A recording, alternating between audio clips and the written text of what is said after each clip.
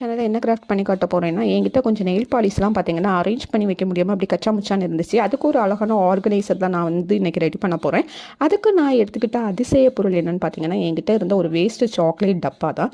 இந்த டப்பாவை தான் நான் இன்றைக்கி ரொம்ப ஈஸியாக பெயிண்ட் பண்ணி என்னோடய ஆர்கனைசராக ரெடி பண்ண போகிறேன். ஃபஸ்ட்டு இதில் பார்த்தீங்கன்னா ஒரு டார்க் கலர் அப்ளை பண்ணி நல்லா காய வச்சு எடுத்துக்கலாம். நீங்கள் எந்த கலர் வேணாலும் அப்ளை பண்ணிக்கலாம்.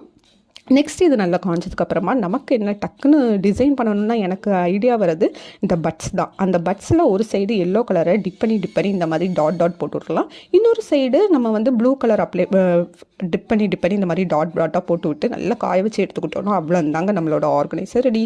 இந்த குட்டி ஆர்கனைசரில் என்கிட்ட இருக்க நெயில் பாலிஷில் கொஞ்சம் நல்ல நெயில் பாலிஷ்லாம் எடுத்து இதில் அரேஞ்ச் பண்ணி வச்சுக்கிட்டேன். கரெக்டாக ஃபிட்டாக இருந்துச்சு. இந்த கிராஃப்ட் பார்த்திங்கன்னா எனக்கு ரொம்பவே பிடிச்சிருந்துச்சு. உங்களுக்கு பிடிச்சிருந்துச்சுன்னா நம்ம குட்டி கிட்டூஸ் கிராஃப்ட் சேனலுக்கு சப்போர்ட் பண்ணுங்கள். உங்கள் ஃபேமிலி அண்ட் ஃப்ரெண்ட்ஸ் எல்லாருக்குமே ஷேர் பண்ணுங்கள். இன்னொரு வீடியோவில் பார்க்கலாம். பை.